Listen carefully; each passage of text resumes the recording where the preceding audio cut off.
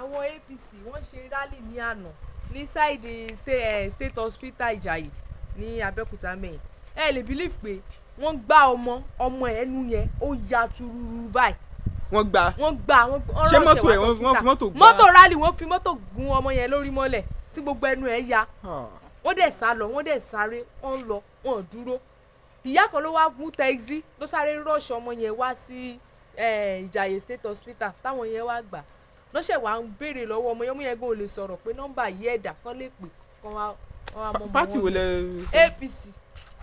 APC náà ṣe rally náà ń gbé. lónìí ẹ tún farabalẹ̀ wò ó lóní bẹ́ńbẹ́yẹ́kẹ́ ẹ jẹ́ ká wo àkójọpọ̀ ohun tí a ti gbàjọ gẹ́gẹ́ bí èrò àwọn ọmọ orílẹ̀-èdè Nàìjíríà èrò ìlú lórí ọ̀rọ̀ òṣèlú ọ̀rọ̀ àwùjọ ọ̀rọ̀ bí nǹkan ṣe ń lọ nílẹ̀ yìí àti ohun táwọn rí gẹ́gẹ́ bí ọ̀nà àbáyọ tọ̀ tèmi tí ń tòótọ́ ẹ máa share ẹ̀ bẹ́ẹ̀ ṣe ń wò ó ẹ comment ẹ like ẹ subscribe tẹ́ ẹ bá ti subscribe ẹ wò ó kẹ́ ẹ lè máa wò lóní bẹ́ńbẹ́yẹ́kẹ́ ní gbogbo ìgbà tá a bá ti gbé jáde ẹ rántí tẹ notification bell option all òun ló máa jẹ́ kẹ́ ẹ máa mọ ìgbàkígbà tá a bá ti gbé ètò wa jáde àti ohun tó ní ṣe pẹ̀lú ròyìn ẹ wò ó a ṣẹ̀ṣẹ̀ bẹ̀rẹ̀ ní o àjọ gbádùn ara wa dọ́ba tèmi tí ń tòótọ́ ẹ wo táwọn èèyàn wọ̀nyí sọ. kò sómi kò síná kò sí kankan àdètọ́pá níjọba àwọn èèyàn wọ̀nyí nira wọn lára. ṣé tẹ́ ń sọ báyìí ni pé wọn wàá múná fún yín rárá mọ́ ni. kò síná kò sí kankan. àwọn APC forest party ní pé àwọn APC wọ́n ṣe rally ní àná ní side state hospital Ìjàyè ní Abẹ́òkúta mẹ́yìn ẹ lè believe pé wọ́n gbá ọmọ ẹnu yẹn ó ya tururu báyìí. wọ́n gbá ṣé mọ́tò ẹ̀ wọ́n fi mọ́tò gbá mọ́tò rally wọ́n fi mọ́tò gun ọmọ yẹn lórí mọ́lẹ̀ tí gbogbo ẹnu ẹ̀ ya wọ́n dẹ̀ sá lọ wọ́n dẹ̀ sáré wọ́n lọ wọ́n dúró ìyá kan ló wá mú tẹ́gí ló sáré rọ́ọ̀ṣì ọmọ yẹn wá sí Ìjàyè state hospital táwọn yẹn wá gbà lọ́sẹ̀ wá ń béèrè lọ́wọ́ ọmọ yẹn gan ò lè sọ̀rọ̀ pé nọ́mbà yí ẹ̀dà kan lè pè kán wá mọ́ ọmọ pátì wo lẹ. APC náà ṣe rally ìkan náà dẹ̀ ní náà ní gbogbo wọn because táwọn bá tí ìgòrí oyè yìí náà ni gbogbo wọn sì máa ṣe mẹ́mẹ́mẹ́mẹ́mẹ́mẹ́ gbogbo nǹkan kan náà ni wọ́n. nǹkan kan náà ni wọ́n. obìnrin yìí ṣàlàyé ń tójú ọmọ Nàìjíríà ń rí àti ìpèníjà ńlá tó ń bá wọn fínra tó ń ti rálì tí wọ́n ṣe tí wọ́n gbọ́ ọmọ ọlọ́mọ tó bára ẹ̀ léwòsàn. pẹ̀lú bísínẹ́sì tẹ́ ń ṣe báyìí pẹ̀lú bẹ́ẹ̀ ṣe ń ṣáwọn àwọn èèyàn sì ń fún yín lówó tuntun ṣé wọ́n rówó tuntun fún yín ṣẹ̀dẹ̀ rí chẹ́ńjì fún wọn padà lówó tuntun. ẹ sọ̀rọ̀ mi rí chẹ́ńjì fún wọn lówó tuntun padà. mi rí chẹ́ńjì fún wọn ní owó tuntun padà. irú àdúrà wo lẹ lè ṣe fún ìjọba Nàìjíríà. èpè ni. kí ló dé tó jẹ́ pé ṣé bá ṣe chẹ́ńjì owó tuntun yẹn ṣé kò dáa bẹ́ẹ̀ ni. kò dáa tó nítorí wọ́n fi dà nǹkan rú ni. wọ́n fi dà nǹkan rú ni kò dáa tó. so ó ti yàfẹ́ ti business tẹ́ ẹ ṣe báyìí. ẹ wo nǹkan tí wọ́n ń tà lélẹ̀ ògì ọ̀pọ̀lọpọ̀ even ibi tá a wà ń sìn mo rí i pé ọ̀rọ̀ change ló jẹ́ problem ṣé owó tuntun wà lọ́wọ́ tí yín tẹ́ fẹ́ fún wọn bẹ̀yẹn ni. owó tuntun wà lọ́wọ́ tèmi old money làwọn ní lọ́wọ́. old money làwọn ní lọ́wọ́. mi ò dẹ̀ lè gbà torí wọn ò gbà ní estate wa ń bí báyìí. ló bá dojú ẹ o. a dẹ̀ fẹ́ mọ́gì kí la fẹ́ ṣe wọn dẹ̀ lè gba transfer. irú bẹ́ẹ̀ lẹ́sìn ṣe wá dé báyìí ṣé ó máa wù yín láti lọ dìbò. dìbò ń bo. kí ló dé. níṣẹ́ ni màá sùn sí yàrá mi màá jẹun màá dẹ̀ sùn. ṣé ẹ fẹ́ sọ pé ìjọba Nàìjíríà ò try fún yín. kò try o because wọ́n inconvenient wa epo wọn number one owó tún lélẹ̀ yìí wọn ò tún jẹ́ ká rí iná owó tuntun ò dẹ̀ ti pọ̀ níta ṣé tó bá ní káàṣì lọ́wọ́ á ṣẹ̀ṣẹ̀ máa lọ sí di. bí ọjọ́ kan mà ló kú báyìí àbọ̀ ọjọ́ méjì tán sọ pé wọ́n á fi náwó àtijọ́. bẹ́ẹ̀ ni o níṣẹ́ là ń lọ dẹ́pọ́sìtì sákàǹtì o pé ká má bàa ní old money lọ́wọ́ o. ó dojú ẹ̀ ń gbà yẹn o Ọlọ́run ṣe gbẹ̀rọ rọ̀. àwọn ọmọ ọgbà new money náà ń gbà. ṣebí ọ̀kadà ti lẹ́ẹ̀sì báyìí náà. ọ̀kadà ò lẹ́ẹ̀sì o. iye tẹ́ ń gbé tẹ́lẹ̀ àti ìsìn yìí. ó pọ̀ ju iye tá à ń gbé tẹ́lẹ̀ ó ti high ju kí ló fà á. epo ni wọn ò répo ra ata tí mo fẹ́ lọ sí 400 náà la ta fún mi. náà lo ata ata tó ń lọ ní ọdún náírà. bẹ́ẹ̀ ni 400 náà lò ní ọjà o ká tó máa wá sọ wípé àdúgbò 400 náà lò. irú àdúrà wo lẹ lè ṣe fún ìjọba kan. èpè ní àdúrà lá ní ẹ ṣe. mi lè ṣàdúrà fún wọn èpè gidi náà máa gbà. bẹ́ẹ̀ ṣe ń jáde tẹ́ ń wọlé tẹ́ ń gun ọ̀kadà jáde tẹ́ ń gbé mọ́tò jáde ń sìn báwo ló ṣe rọrùn sí ti tẹ́lẹ̀. kí ni bàbá yìí tiẹ̀ ń sọ yìí nǹkan kan ò rọrùn. kí ló dé. kò sí nǹkan kan tó rọrùn. ní Nàìjíríà báyìí ṣé kò kàn yín fúnra yín ni. ṣé kò kàn yín fúnra yín. mo ṣe ráwọn kan tán sọ wípé ìjọba tó wà níta yìí o ìjọba Buhari wọ́n mọ̀ try gan o. ìjọba Buhari wèrè wo ayé ká máa tọ́ra wa kò sí kankan lórílẹ̀‐èdè yìí. ṣe bẹ́ẹ̀ rí epo rà. epo oṣù la rírà ẹ wo mọ́tò jọ akọ̀ páàkì ẹ ní àárí kankan ṣé ká má pa fúnra wa ìjọba tó wà ń bẹ̀ lọ́wọ́lọ́wọ́ báyìí kò tẹ́ wa lọ́rùn. ṣùgbọ́n ẹ ti fáìlì PVC yìí. ẹni tó bá tẹ̀ lépo ṣá ló máa lọ dìbò ṣé bàtà bá rí pàlà máa dìbò ẹni tó bá lówó lé ló máa lọ dìbò bí mo ṣe wà máa tààrà ilé mi ká jẹ ká mú ká sì máa wojú Ọlọ́run ni gbogbo ẹ má ṣe ẹni náà mọ bó ṣe rí ìlú yìí ẹni tí ṣe nǹkan kò ṣe kò sépo kò sówó kò sómi kò síná kò sí kankan àdètọ́pá níjọba àwọn èèyàn wọ̀nyí nira wọn lára. ṣé n tẹ́ ń sọ báyìí ni pé wọn wàá múná fún yín rárá mọ́ ni. kò síná kò sí kankan kò sí kankan.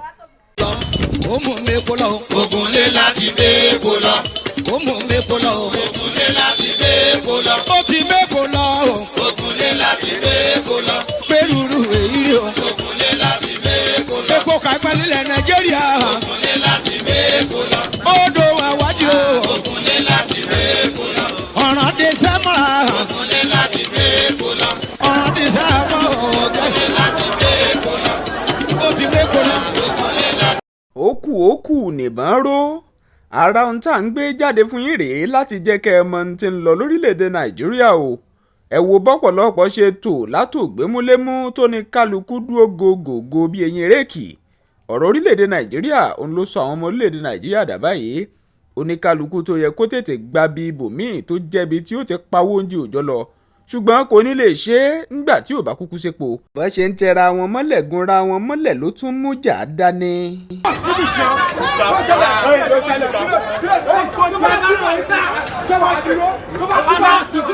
ibi táwọn ènìyàn ti tò fépo lẹ́nìkan ti ń sọ wípé kí wọ́n dìbò fẹ́gbẹ́ òṣèlú kan kí ló sọ yìí sí wọ́n fẹ́ẹ́ lu tiẹ̀ ta kódà a lè fi gbogbo ẹ̀yìn yín tán nítorí òfin tó de ojú òpó ayélujára.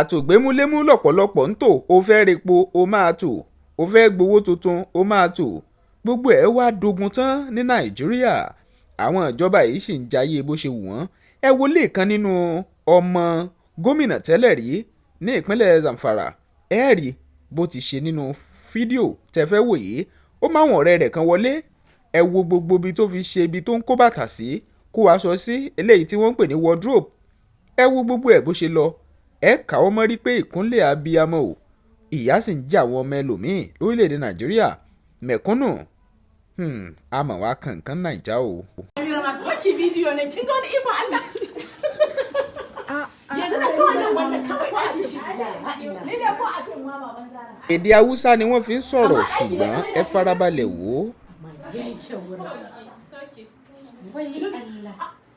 shi ne na ce salamatu a fara jin kai a yi domu daga babu ne na Zamfara a wannan alfura da sun yi karfin mu a daidai mu na Zamfara Salma wannan goge wuri aka suka ciro su a tiya ne da aka shiga abu kamar kanti shi ne na ce nan ba a yi Yusuf din ne wurin dressing ne da siyaye amma da wannan suka da wacce iri ɗaya ciki na manara haka guda biyu ta adashi hatta ga wani abu guda sai ai san din guda ha ni wani ta adashi hatta ga wani abu guda wayyo Allah aka ce ai shi yasa bikin ma babu wallahi ku je ku shirya tsakani da Allah shiri ne ka shirya gani ya ai ni salamatu shirya ai yanzu yana wurin ki wallahi shiri yana wurin da mu da Allah shi yasa ga anko ku da dinda ba da ta Allah an hada anko shi a kai miki to ai yanzu magana Zamfara ta wallahi ba ta anko a to nan da shirin nan kake shirin nan ko na Zamfara ba sauki kin gani Allah wallahi ko da Allah Amina da ke shirya mai shirya mu kawai ka ji addu'a juya shi Allah na rance da Allah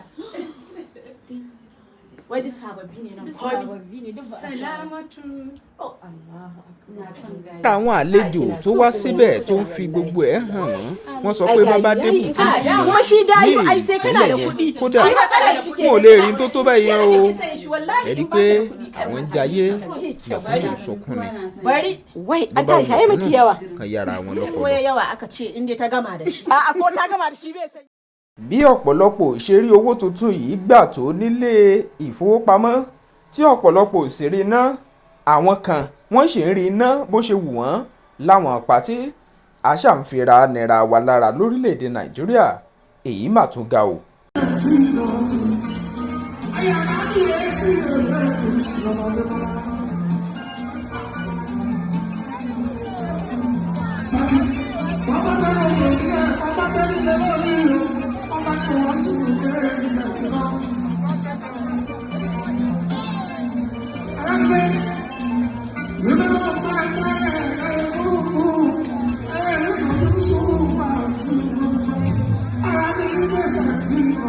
gẹ́gẹ́ bẹ́ẹ̀ sì mọ̀ mí orúkọ mi ni Godwin Emefiele ẹni kó jẹ́ gómìnà fún gbogbo báǹkì lórílẹ̀‐èdè nàìjíríà CBN àti mi fi gbẹmọgbẹmọ síta láti ọdún tó kọjá pé kẹ́ kó gbogbo owó rìn kẹ́ kó lọ báǹkì Old North ẹ gbọ́ àwa mi sá káàkiri bẹ́ẹ̀ ẹ̀mí bẹ̀mí káàkiri èsì o 31st náà ni gbẹgbẹgbẹ máa pin ìwọ̀kọ̀ ọba lówó rẹ̀ kọ́ kó lọ báǹkì ọmíta káìtì nìyí wàláì káìtì lọ́míta torí pé gbogbo owó ó máa dópin ní 31st ìyẹn Old North ìwọ̀kọ̀ ọba wa kọ́ kó kówó ẹ̀ lọ sí báǹkì ó ti tán owó rẹ̀ ti di aláàmù kò mí jẹun ní ẹ̀gbẹ́ ògiri o kódà ó ti di ewúrẹ́ jẹlẹ́jẹlẹ́ ó dẹ̀ di àgùntàn jẹmọjẹmọ kò sí pé àmì fi ọjọ́ kún rárá àtọ́ torí pé kíni gbogbo bí ẹ̀yà kó Old North sí. ọ̀pọ̀lọpọ̀ ló sọ wípé ọ̀rọ̀ owó tí wọ́n yí padà yìí nítorí ọ̀rọ̀ òṣèlú ni bọ́n ṣe wá sọ pọ́rọ̀ òṣèlú tó bẹ́ẹ̀ bá gbàgbé nígbà tí Bọ́lá Ahmed Tinubu tẹgbẹ́ òṣèlú APC tó wá sí ìlú Abẹ́òkúta tí ṣolú ìpínlẹ̀ Ògùn ó sọ̀rọ̀ náà ó nítorí ti tòun wípé epo wọn o wọ́n pa owó láró síbẹ̀ òun mọ̀ páwọn èèyàn máa dìbò wọ́n sì máa yan òun sípò tọ̀ ọ̀rọ̀ rèé ẹ wá farabalẹ̀ gbọ́ nígbà tí wọ́n ń ṣe ìwádìí ọ̀rọ̀ àti ìfọ̀rọ̀wánilẹ́nuwò fún Bọ́lá Ahmed Tinubu lórí bó ṣe rí owó rẹ̀ gan-an bóun fún rẹ̀ ṣe dolówó dọlọ́rọ̀ tí gbogbo ayé mọ̀ pé ó ní i lọ́wọ́ tí ì ṣe kèrémí. You are coming from the same perspective as President Muhammad Buhari, and you're members of the same political party. You helped bring him in to office nearly 8 years ago. What are you going to do different? Why should Nigerians be voting for you? Because I'm different. I am Bola Ahmed Tinubu. I have governed Lagos. I built a model state that could be a country on its own. I've led an administration that is so prudent. From 600 million internally generated revenue to 5 billion a month. That's a record. Nobody else can brag about that. I've treated and tamed the Atlantic Ocean surge in Nigeria that will have perished many people in Lagos. The infrastructural renewal of Lagos is excellent. I've continuity in Lagos. Buhari has done his best. I can't run away from him being my friend, my leader in the party. I will not. Okay, sir. I mean, when you talk about money generated in Lagos, and I want to come to your own personal self. When you talk about, you're a very wealthy man. How do you know? Well, I mean... you are not my accountant. I'm not in your account, but this is speculation, and it's fine. You can actually rebut it or not. When I look at some publications and they say they're worth 4 billion, some is even more than that, but you refuse to explain where your wealth comes from. I know where you live in Lagos. It's a massive, sprawling mansion that takes up nearly a quarter of a street in a very expensive suburb. Why do you refuse? I mean, don't Nigerians have the right to know where the wealth of their next leader comes from? Because they got to know how to analyze and how to ask questions, not in the accusatory format. Are they enemy of wealth? If they are not enemy of wealth, investment do yield. I have an example of a Warren Buffett, one of the richest men in the country, in America and in the world. It started from stock buying and brokerages. I inherited great real estate. I turned the values around. I'm not denying my wealth. I've not been, I was the most investigated, the most accused governor in the opposition up to, from for 8 years and up to 2007. And since I left the office, I'm still there. I've not taken any government appointment, no government contract.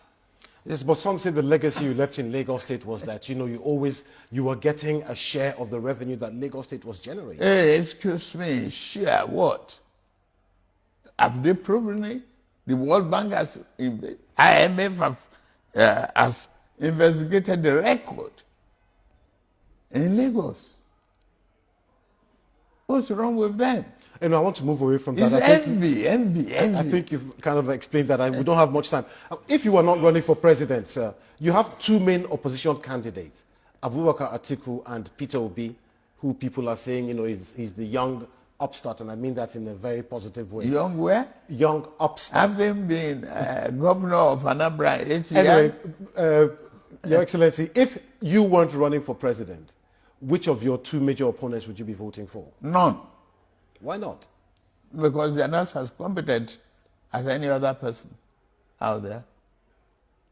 They have no track record. None of them is qualified except me. Òṣèlú ti dé, oríṣiríṣi la ó máa rí.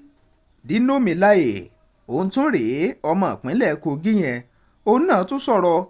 Ṣùgbọ́n ọ̀pọ̀lọpọ̀ ló ní gbogbo ọ̀rọ̀ tó sọ nípa olùdíje sípò ààrẹ nínú ẹgbẹ́ òṣèlú APC Bọ́lá Ahmed Tinubu, wọ́n lọ́rọ̀ òṣèlú lásán ló nínú. Àwọn kan sì ní ṣebí ohun tá a mọ̀ lámọ̀ kò kúkú parọ́. Tọ̀, ọ̀rọ̀ ń bọ̀rọ̀ bọ̀, eégún aláré, ẹ wo bó ṣe sọ̀rọ̀ àtòhun tó sọ. Good morning, fellow Nigerians. I salute you once again in the course of our nation's history. My name is Senator Dino Melaye. I am the spokesperson of the Presidential Campaign Council of the PDP and Director of Public Affairs of the Presidential Campaign Council. This morning, I am making a clarion call on Brigadier General Buba Marwa, the chairman of NDLEA, to please, in the interest of this country, search the residence of Bola Ahmed Tinubu to search for cannabis, cocaine, and other narcotic drugs. Please, and then conduct a narcotic test on Bola Ahmed Tinubu, because for you to be the president of this country, you must be drug-free, you must be mentally and physically fit. Bola Ahmed is not physically fit, he's not mentally fit, and I want the NDLEA to conduct a drug test on Bola Ahmed Tinubu, and also search the premises of all his houses in search of narcotic drugs, because we cannot have an Escobar it will be dangerous for Nigeria to have an Escobar as the president of the Federal Republic of Nigeria. This will be followed up with an official petition to NDLEA to search all the premises of all the houses of Bola Ahmed Tinubu, and also conduct a narcotic test on him. And my principal, the presidential candidate of the PDP, Atiku Abubakar, is also open to the same treatment. God bless the Federal Republic of Nigeria. Lẹ́yìn ìdájọ́ ìgbìmọ̀ tó ń gbá wuyewuye tó bá súyọ lẹ́yìn ètò ìdìbò gómìnà tí ìpínlẹ̀ Ọ̀ṣun tó wáyé, aṣòfin Adémọ́lá Jackson Nurudeen Adeleke ni wọ́n ní ìbò tó gbé wọlé kì í ṣojúlówó nítorí pé wọ́n de àwọn àdínkùbò kan láwọn agbègbè kan. Lórí ọ̀rọ̀ yìí, nílé ẹjọ́ gbé ìdájọ́ kalẹ̀ lánàá òde yìí wípé òun ṣe ni kí gómìnà Oyètọ́lá tí í ṣe Gbóyèga Oyètọ́lá ó tètè padà sípò gómìnà ní ìpínlẹ̀ Ọ̀ṣun. Lórí èyí ni Adémọ́lá Adélékè ló bá tètè bọ́ síta wálíà wípé ọ̀rọ̀ ò rí o bẹ́ẹ̀ nítorí pé àwọn sì ní ìgbésẹ̀ ó sì ti kàn sí àwọn agbẹjọ́rò òun láti pẹjọ́ kòtẹ́milọ́rùn lórí ìgbẹ́jọ́ tí tribunal tí wọ́n ṣe nípínlẹ̀ Ọ̀ṣun. Ẹ̀wẹ̀ ọ̀pọ̀ ọmọ ìpínlẹ̀ Ọ̀ṣun ló ń sọ wípé Nurudeen Adeleke gan-an lẹni tí àwọn fọwọ́ sí táwọn míì sì tún ní rárá o. Ẹ kúkú mọ̀ pé ìlú gangan lọ̀rọ̀ lé ayé bó bá kọ wájú sẹ́nìkan ẹ̀yìn ni ó kọ sọ́mọ ẹlòmíì. Ẹ farabalẹ̀ tún gbọ́ kí ẹ sì wo ohun tó sọ nígbà tó bá àwọn èèyàn ìpínlẹ̀ Ọ̀ṣun sọ̀rọ̀. My good people of Osun State, we have all heard the split judgment of the governorship election tribunal. 2 members of the tribunal delivered 2 opposing judgments. The chairman and the member 1. The member 2 did not deliver any judgment. She abstained. The chairman's judgment affirmed the claim of overvoting, while the member 1's judgment agreed with our position as captured by the BVAS machine as the primary source of accreditation data of true accreditation on the day of the election. The reality of my election as the governor of Osun State is captured in the member 1's judgment. The claim of overvoting in the chairman's judgment was unfounded. This was clearly a miscarriage of justice. I repeat, this was clearly a miscarriage of justice. Based on the above, there was no majority judgment. I repeat, based on the above, there was no majority judgment. My good people of Osun State, I am still your governor. I have the right of appeal on the chairman's judgment, and I have instructed my lawyers accordingly. You gave me your mandate. Our election remains valid, and by the grace of God, we will triumph at last. I call on you all to remain calm and go about your normal activities peacefully. Please remain law-abiding. We have strong faith in God and in our judiciary. God bless you all. God bless Osun State, and God bless the Federal Republic of Nigeria. Àwọn ní òun gangan ni pé kó máa lọlé pé Oyètọ́lá ló win. Ṣé ẹ̀yin support ẹ̀dẹ̀ gbà pẹ̀lú ẹ̀? Me support. I can support. We are looking at the way things are. How will we reach? This guy has been already sworn in. Everybody sworn in me, and everybody knows he won. Fine. So for you to now come. So nǹkan tẹ̀ ń sọ ni pé àwọn Ọ̀ṣun wọn òun náà dìbò fún òun náà vote fún. And if you could look, that time I wọlé sọ́ṣun, everybody was happy there. Everybody ọ̀tọ̀ wà lọ́ṣun tẹ́mi with the work tẹ́mi rí on social media, what I saw, people were happy to have him as their governor, and it's very fair. But coming after months, after he has been sworn, coming after months back, I have to pay 2 months, Lulu. Just 2 months. 2 months. No, after that was last year. This new year. 2 months is 2 months. As far as 2 months. Last year to this year is 2 months. So it's last year, this year. The ones of penny kolo just because you wanna. Ṣé nǹkan tẹ́ wá sọ báyìí ni pé ejò lọ́wọ́ nú? Ó lọ́wọ́ nú. Ó ní. Ó ṣọwọ́ nìkan. Báwo kí wàá lè rò pé àwọn èèyàn lè ṣe láti gbara wọn sílẹ̀ nù? Number one, nǹkan tẹ́mi mọ̀ is if you said bàbá ní nǹkan lè ṣe náà ní pé ká vote, and we should know what we are doing. If we can vote for the right person, because me I'm not voting for person, I'm voting for the right future. Okay, pẹ̀lú bí epo ṣe wọ́n ń sìn ṣé kò affect iṣẹ́ yìí? Really affecting, really affecting. How? You said how? There's no light. And for us to even use fuel, it's something else. Well, it's 400 or so. 400, 400, 400, 400, 390. Something. That new naira note. Ẹ̀yin tí ní púpọ̀ lọ́wọ́. Èmi ò ní púpọ̀ lọ́wọ́. I'm still spending the good notes. I'm still spending the good notes. What do you know? Báwo lẹ ṣe wá fẹ́ ṣe báyìí? Ẹ mọ̀ kó kú bí is it not bí a one day? One day. Though for my own problem, I don't have much on me. So I don't have any problem. But ṣe fi pé cashless policy tí wọ́n fẹ́ ká máa lò rẹ̀ kó máa work. Kí ni dìtẹ̀ sọ pé máa work? Kí dẹ̀ ni dìtẹ̀ sọ pé kò lè work? This money for the work is ṣe gbogbo àná la mọ̀ ṣe gbogbo àná la mọ̀ la mọ̀ fóònù lò. So a lè lọ náà fẹ́ lọ sọ́jà àti ṣé ìyá tó ń ta ewédú àmà ní fún. Tẹ́ bá fẹ́ ra pure water ńkọ́? 20 naira, 50 naira. 20 naira ló ní ra ní 20 naira. Ó bẹ́tà kó ra bag. Wọ́n sọ fún ẹ pé kí wọ́n náà mọ̀ bí máa ṣe rẹ̀. Wàá ra bag tàbí ìwọ́n tó bá dẹ̀ mú bọ́ọ̀tù ọ̀tà wá. Ṣé ẹ máa travel for instance bí yẹn travel sin ṣé ẹ máa tún ra bag pure water àwọn ọmọ níwọ̀n wọ́n. Wàá domi ẹ wàá ti mọ bí wàá mú láti lé ní wàá mú bọ́ọ̀tù ọ̀tà ẹ dání ni.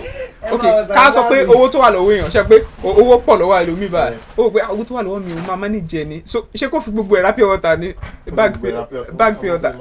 Ibi náà gbogbo àjọ wa àti manage ẹ̀ bọ̀ látẹ̀yìn náà àwọn manage ẹ̀ lọ báyìí náà. So ẹ fi pé ká máa lò lọ bẹ́ẹ̀. Ẹ ṣe ẹ kú iṣẹ́ ẹ̀gbọ́n yóò dà àdúrà wo lẹ lè ṣe fún ìjọba tó wà lóde gọ́ọ̀mẹ̀ntì wà táyì. kódà kò sádùúrà lẹ́nu ní ọ̀rá o. Kí ló dé. kò sí gbogbo nǹkan wọ̀ sí akọ ní ó ti dá kó tiẹ̀ dá kó bọ̀ kó fa tíá kò dá. Àwọn ikọ̀ kan rèé láti ilẹ̀ Ìgbò lọ́hùn-ún tí wọ́n sì ń léfùrù kọ́kọ́ pé ètò ìdìbò kankan kò ní wáyé lágbègbè ọ̀dọ̀ tàwọn nítorí pé àwọn ṣetán. Ìjọba ààrẹ Muhammadu Buhari àti gbogbo ìjọba tó wà lóde yìí ni wọ́n ní wọn ò ṣe ẹ̀tọ́. Léyìí tó sì jẹ́ pé àsìkò ti tó láti jẹ́ kán mọ̀. Ẹ gbọ́ gẹ́gẹ́ bí wọ́n ṣe sọ̀rọ̀ fáwọn tó bá gbédè náà lápá ilẹ̀ Ìgbò lọ́hùn àti àwọn ọ̀nà tí wọ́n gbà sọ̀rọ̀ yóò ti máa yé yín. Asamana, asamana, dasmada, aboya, amete. This video that I'm doing, Mr. President, listen to me and listen very good. Also, you governors that in Niger Delta, I'm the force of Egbesu. I'm doing this video for Bayelsa State and also the president. This coming up election, if the governor and the president don't know what to do, I'm the force of Egbesu. I'm readying myself. Look at my war boat. These are my war boat. And these are my fighters. I'm getting myself ready always, 24 hours. I'm coming for you people for the election. If you don't know what to do. And president, if you know what to do, come to me. Also governor, come to me. Or else there will be no election for Basan clan. And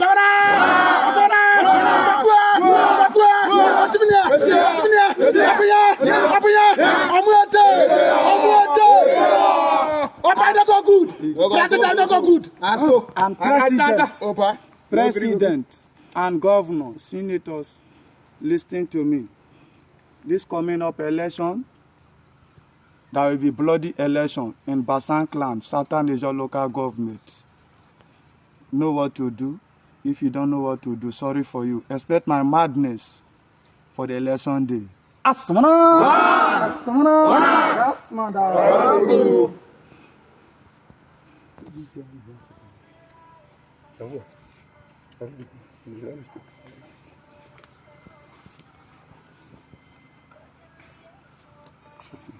Listen, Mr. President and the governors of our clients. We standing here, we are the Niger Delta fighters living in the River Nile area, but we have no mindset peace. Where we are not happy, but we are here to pass this information to you people.